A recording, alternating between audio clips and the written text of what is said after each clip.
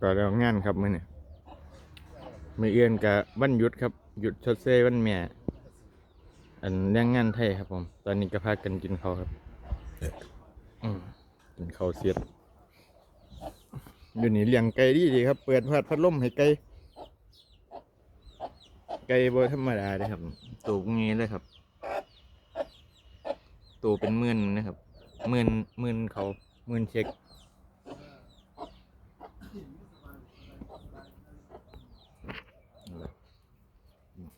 ตัวนี้นะครับจะเลี้ยงไว้กินหรือเลี้ยงไว้สวยงามครับก็เสร็จงานครับวันนี้ปิดจบเตรียมกลับบ้านไปทำบ้านหน้าแจ้งต่อแล้วก็แม่นอนครับหยุดอีก2 มื้อจากสิไปไสไปแล้วครับผม